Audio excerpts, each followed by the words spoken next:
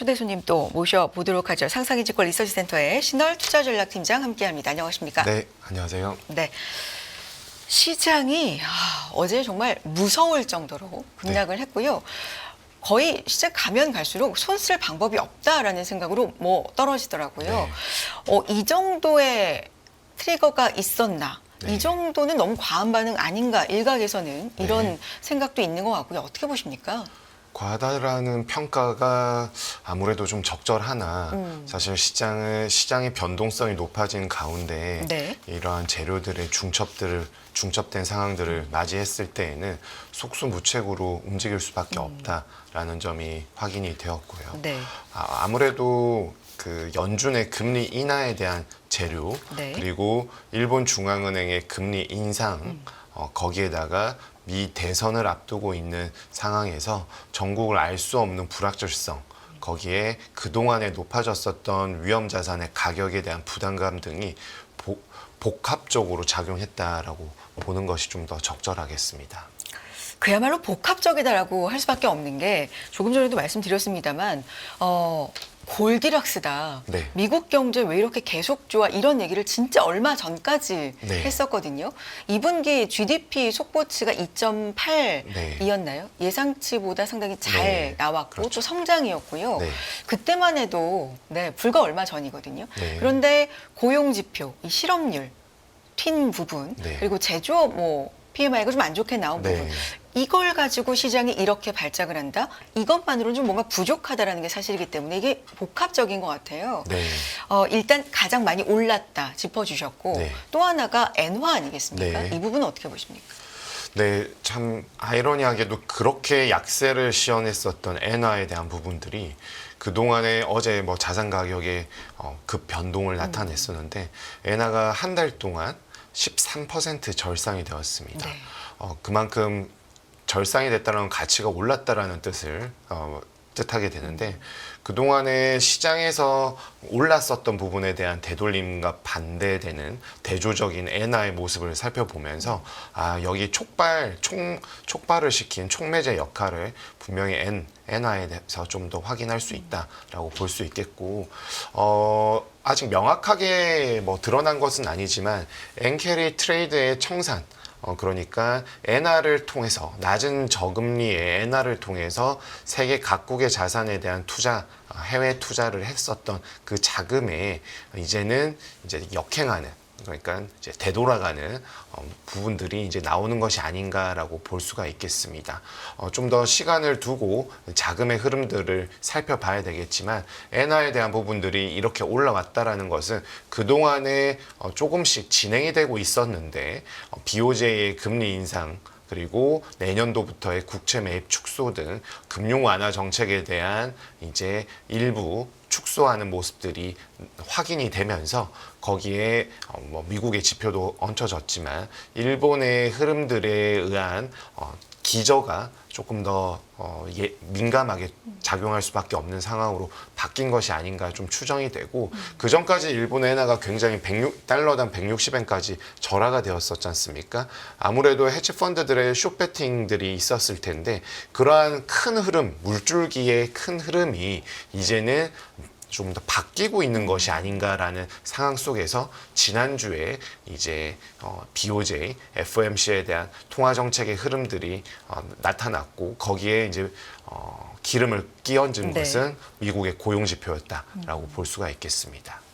BOJ는 인상을 했고 FOMC는 인하에 대한 강력한 시그널을 그래도 이번에는 줬다. 그러니까 명확하게 이제 갈리기 시작하면서 이게 조금 더 강해졌다라고 보이죠. 사실 그동안에 엔저에 대해서 어느 정도 막으려고 굉장히 많이 여러 가지로 개입이라든지. 근데 이게 사실 시장에 잘 먹히지 않았잖아요. 이번에는 물론 좀 더 강한 대책이긴 합니다만 어떤 차이가 있습니까? 속도가 굉장히 빠르다는 생각이 드는데요. 그러니까 이제 그 전까지는 일본 엔화의 약세에 대한 부분들을 그렇게 우려하지도 않았고 이제 재무성이나 구두 개입에 대한 수준으로 일정 부분 엔화를 용인하는 모습들이었었습니다. 어떻게 보면 그냥 놓고 있었다. 그를 통해서 이제 수출에 대한 부분들을 증대시키고 기업에 의해 증대와 함께 임금 상승 그리고 여기에 이제 물가에 대한 안정적인 2%대 진입이라는 선순환 구조에 대한 부분들을 그렸었는데요. 엔화가 이렇게 약세가 되었을 때 일본 통화 가치를 통해서 소버린 리스크가 부상이 될 수 있으나 기축통화국이지 않습니까? 그러니까 그런 가능성은 제한적이나 워낙에 제가 좀 전에 말씀드렸었던 자금의 물줄기에 대한 부분들이 일본 엔화에 대한 숏배팅 그러니까 절하에 대한 베팅이 컸었던 부분에 대한 부담감을 가지고 있었던 것으로 추정이 되고 이번 회의에서 지난주에 있었던 이번 회의에서 처음으로 엔화는 우리 경제의 리스크다. 그리고 일본 엔화가 추가적으로 더 절하 그러니까 엔달러가 더 올라갈 경우에는 우리가 지금 수정 상향 조정한 물가 전망치에 추가적인 상승 모멘텀을 제공할 수 있기 때문에 우리가 생각하는 물가 레벨을 더 뛰어넘는다라는 점에 대한 경계심을 표출을 했습니다.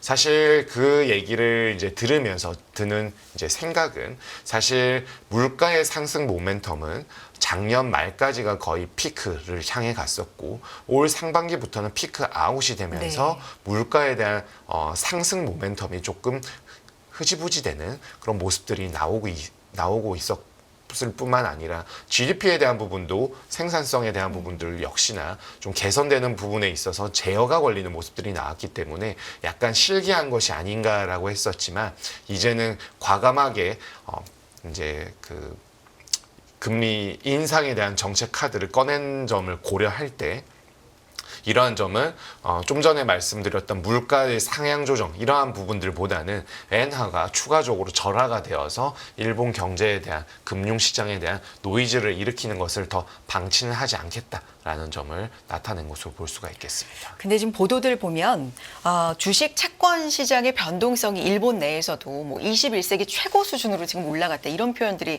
이제 나오면서 실제로 어제 변동성이 일본 엄청나지 않았습니까? 네, 그렇죠. 그러다 보니까 이 엔화 가치 찾기에 집중된 이 몇 달 그리고 최근에 어떤 이런 결정이 결국에는 좀 수포로 돌아가고 이게 뭐 헛수고고 굉장히 잘못된 결정이었다 이런 얘기들도 좀 내부에서는 나오는 모양이더라고요. 네. 어떻게 봐야 될까요? 결과론적인 얘기일 가능성이 좀 더 높다라고 보여지고 일본은 해야 될 일을 조금 늦게 이제 한 것으로 판단하고 아무래도 이번 타이밍에 7월 말일이었지 않습니까? 7월보다는 그 다음번 회의에서 조금 더 무난하게 할 수 있었는데 연준의 입장을 고려했을 때 지금 연준의 9월 금리 인하 가능성이 지난주만 하더라도 B컷까지는 아니었었지만 금리 인하 가능성이 높아져 있었던 점 고려할 때 9월보다는 7월에 하는 것이 좀 그들의 입장에서 좀 더 무난하게 작용하지 않았나라고 볼 수가 있겠습니다. 그리고 지난주까지 이번 주는 워낙에 급변동을 하고 있어서 좀 그런데 지난주까지는 일본 중앙은행의 스탠스가 그렇게 틀렸다라고 보기가 좀 어려운 부분들이 달러화의 가치가 일본 엔화의 절상 압력과 함께 미국 달러 인덱스의 하락이 나타났다라면은 일본 때문에 이게 모든 것이 이렇게 어그러진 것이 아닌가라고 얘기할 수 있겠지만 지난주까지만 하더라도 미국 달러의 변동성은 그렇게 높지가 않았었습니다. 왜냐하면은 미국 달러화의 인덱스를 구성하는 가장 높은 비중을 차지하는 통화가 유로화입니다. 유로화는 오히려 반락을 했었기 때문에 유로화의 반락과 일본 엔화의 절상이 서로 상쇄가 되면서 달러화의 가치는 유지가 어느 정도 되었었던 측면들이 있었거든요. 다만 이제 거기에서 FOMC의 비둘기파적 스탠스와 함께 미국 고용지표의 그런 굉장히 둔화가 되는 모습들이 확인이 되면서 그 이후부터는 이제 시장의 흐름들이 급변하는 모습으로 전개될 수밖에 없었다라고 볼 수가 있겠습니다. 즉 그동안에 우리가 생각해 왔었던 흐름에 있어서 물가에 대한 이 초점이 경기로 이동하는 흐름들이 급격하게 5, 6, 7월 달부터 나타나기 시작했거든요. 네. 그리고 채권 시장의 강세장이 6월부터 본격화되었던 점 고려할 때 어느 정도 지금의 시나리오로 가기 위해서 예전에는 이제 악재를 악재로 보지 않고 오히려 악재를 호재로 보는 배드 이즈 굿의 이제 컨셉에서 경기로 시선이 이동하는 상황 속에서 이제 악재를 진짜 악재로 받아들일 수밖에 없는 즉 이제 금리 인하를 앞두고 있을 때 항상 위험 자산에서 먼저 신호가 나왔던 부분들이 금리 인하를 앞두고 있는 상황이지만 금리 인하에 대한 실기론이 불거지는 것처럼 어느 정도 이제 금리 인하에 대한 가능성을 열어둘 때 위험 자산의 가격 급변동이 나타나는 부분들은 과거의 패턴과 그렇게 다르진 않다라고 볼 수는 있겠습니다만은 워낙에 이번에 시장의 변동성과 글로벌 금융시장의 타이트함, 그러니까 응집도가 높아져 있는 점 감안할 때 좀 극적으로 다가온 부분들이 더 있다라고 보여집니다.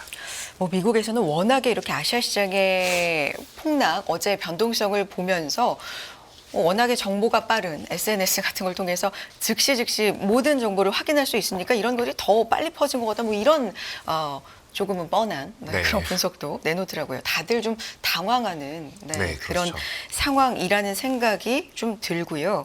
그러면 BOJ는 인상 기조고 미국은 더 빨리 임시회의라도 열어서 내려야 네. 된다라는 지금 그런 기조이기 때문에 금리차는 점점 네. 좁혀지는 거고요. 그러면 엔화 강세는 뭐 계속 되는 거라고 봐야 됩니까? 기조적으로? 네. 지금 달러 인덱스에 있어서 지금 네. 102포인트까지 그러니까 어제 전일 대비 약 0.9% 정도 하락을 했고 그동안에 공고하게 유지되었었던 103 후반에서 105 후반까지의 그 트렌드가 이제 무너지기 시작했습니다. 이러한 부분들은 결국 연준의 긴축 강도를 장기화하고 긴축 강도를 더 높인다라는 스탠스에서 물러났다는 점을 얘기하고 있기 때문에 이러할 경우에는 이제 유로화든 엔화든 기축 통화의 달러를 제외한 기축 통화의 상대적인 강세 흐름, 절상 흐름이 불가피하게 나타나는데 지금 여기에서 유의미한 부분들은 거의 일본 중앙은행이 가장 어떻게 보면 뒤늦게 금리 인상 대열에 합류를 했기 때문에 네. 그리고 가장 많이 절하가 되었었던 통화가 엔화인 점을 고려한다라면은 절상의 폭도 클 수밖에 없다라고 보여집니다.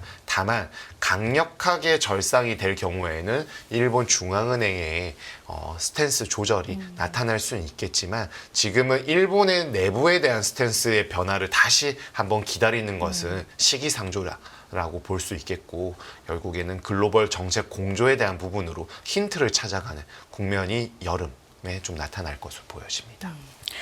알겠습니다. 이번에 고용 지표가 또 상당히 중요한 네. 시장의 어떤 하락의 트리거가 됐습니다. 일명 쌈의 법칙. 네. 많이 얘기를 이전에도 했었는데 이게 실제로 그렇게 중요하게 생각했던 게 아니라 그냥 이런 어떤 하나의 인디케이터도 있다. 네. 이 정도로 그냥 짚었던 것 같거든요. 네. 근데 이게 막상 실업률이 4.1 예상했다가 4.3이 나오니까 네. 발동이 됐고 네.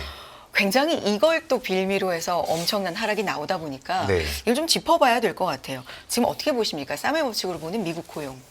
실업률의 상승 네. 그리고 워낙에 최근에 12개월 내에 네. 쌈의 법칙에 의한다면 12개월 내에 실업률을 볼 수밖에 없는데 워낙에 낮았었지 않습니까? 그러한 부분들이 최근에 고용시장이 정상화가 되면서 그러니까 제가 표현하자면은 사장님이 일손을 구하는 어려움이 조금 완화가 되는 상황 속에서 경제활동 참가율 높아지고 실업률 같이 동반 상승하는 모습들이 나옴에 따라서 불가피하게 있을 수밖에 없는데 이러한 쌈의 법칙에 대해서 사실 연초까지만 해도 그렇게 네. 주시를 안 했었고요.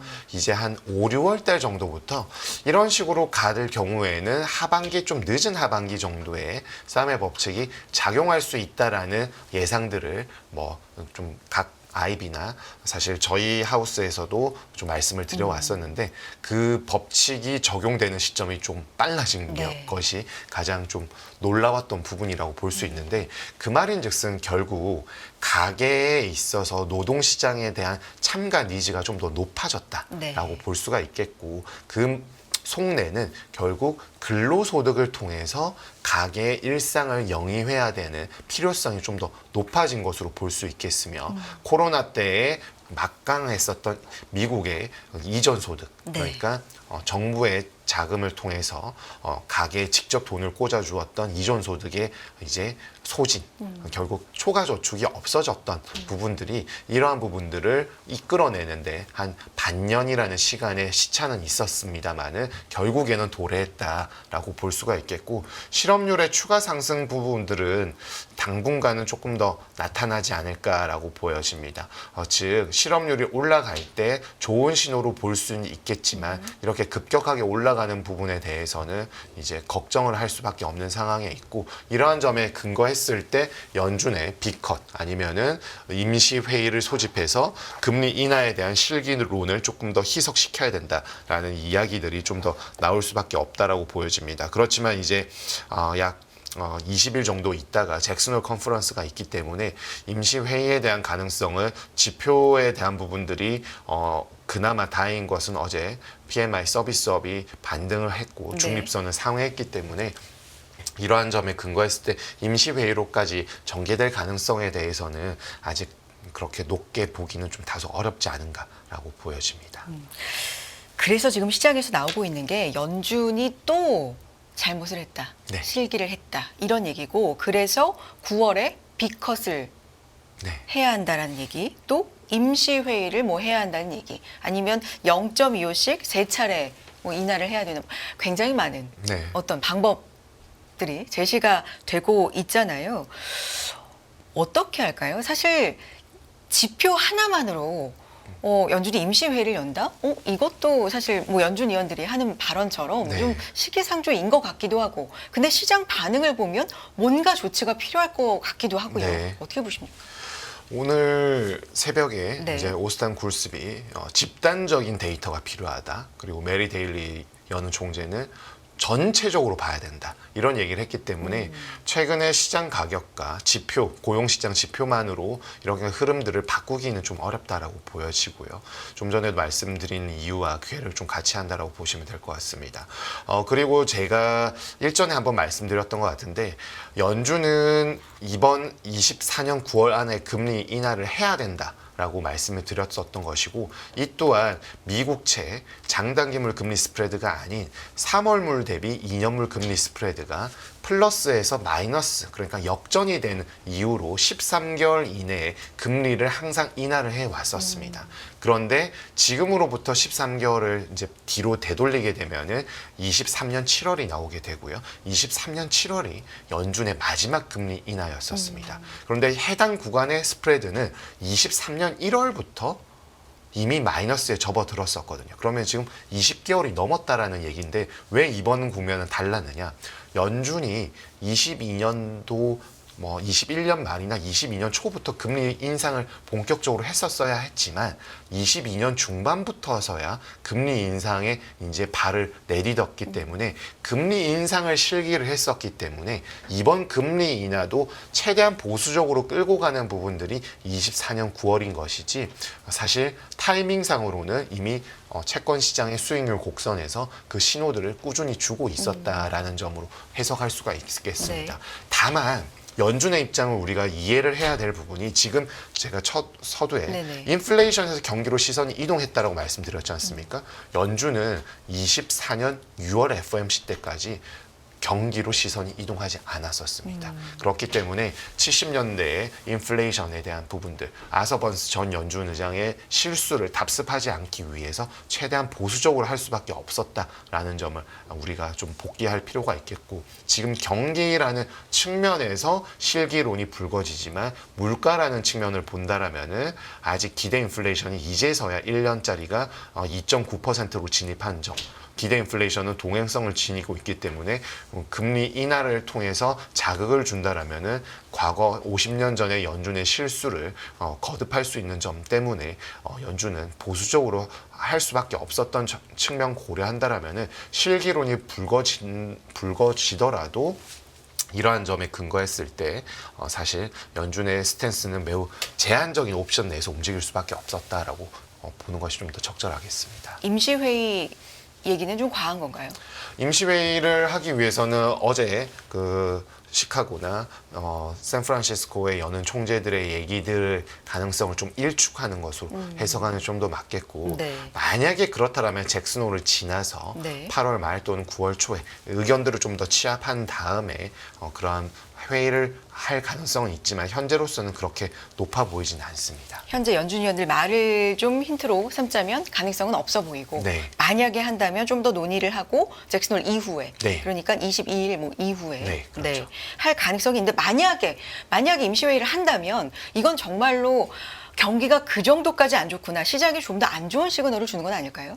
그렇죠. 좀 전에 말씀드렸다시피 네. 배드 이즈 굿이라는 부분들은 24년 상반기까지 유효했던 컨셉이었는데 지금 7월부터는 CPI, PPI, PCE 모든 물가 지표들이 신경을 거스르지 않고 있지 않습니까? 금리 인하로 간다라고 했지만 고용 시장의 둔화에 대한 부분들이 빠르게 진행되고 있다는 점은 결국엔 미국의 경제를 지탱하고 있는 서비스업에 대한 둔화로 해석할 수밖에 없기 때문에 이러한 점에서는 좀 미국 경기에 대한 안 좋은 부분들이 부상할 수밖에 없는 점, 그 점으로 좀 해석을 해야 될 것 같습니다. 그럼 임시회의 가능성이 아니라 빅컷 50bp 네. 가능성으로 본다면 이건 좀 높습니까? 빅컷에 대한 부분들은 아무래도 이제는 가능성이 없다라고 보기는 좀 어렵겠고 어느 정도 중립적인 기준금리로 돌아가기 위한 방편으로 50bp에 대한 부분들을 이제 논의는 할 수 있겠지만 사실 지난주에 있었던 FOMC에서도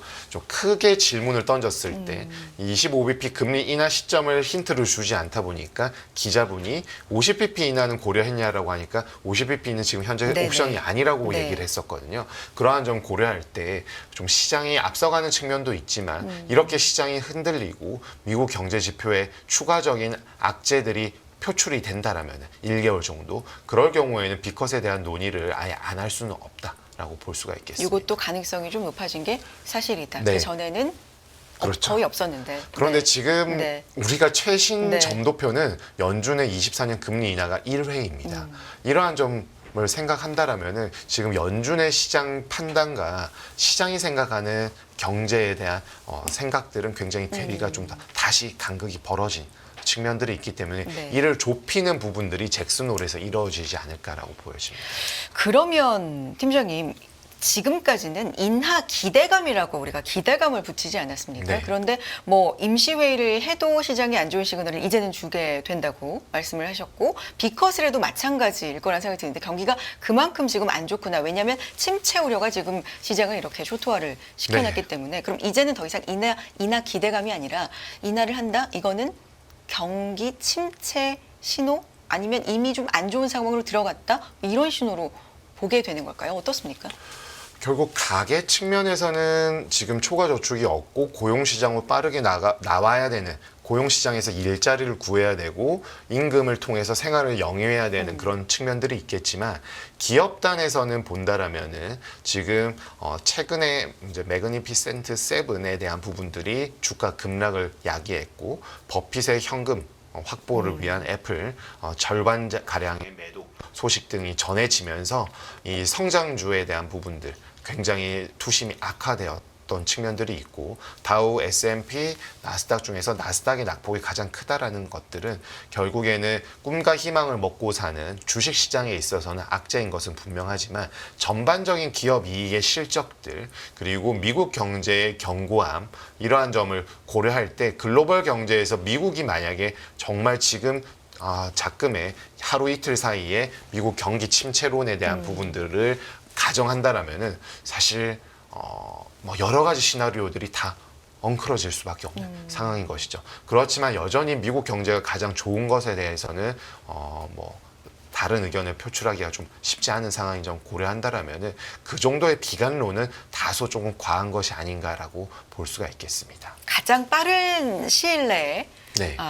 이제 앞에 놓여있는 이 날들 중에서 가장 빠른 시일 내에 우리가 좀 확인하고 넘어가야 할 뭔가 변곡점이나 네. 중요한 일정 이런 건 뭐가 있을까요? 결국에는 지금은 시장 가격이라 보여지고요. 시장 가격을 통해서 투심이 어느 정도 안정화될 수 있느냐에 대한 부분들이 중요하겠습니다. 어제 낙폭을 조금 네. 줄이면서 시장이 안정화되는. 그렇죠. 네. 경제 지표들은 꾸준히 발표가 될 것인데 지금 물가 지표를 통해서 경기를 판단하는 것은 조금 다소 논점에 흐려지는 네네. 모습이라 보여지고 나머지 실물 지표들에 대한 부분들이 어느 정도로 악화가 될 부분들은 조금 예상을 해볼 수는 있겠지만 경기 침체로까지 이어질 수 있는 지표들이 6월과 7월 지표들이 나올 가능성은 좀 제한적이라고 보여집니다. 그러면 투심에 대한 부분들이 일정 부분 안도를 하고 그렇게 될 경우에는 이제 20일경에 있는 20일 초반에 있는 잭슨홀을 통해서 어떤 멘트들이 나오고 금리 인하에 대한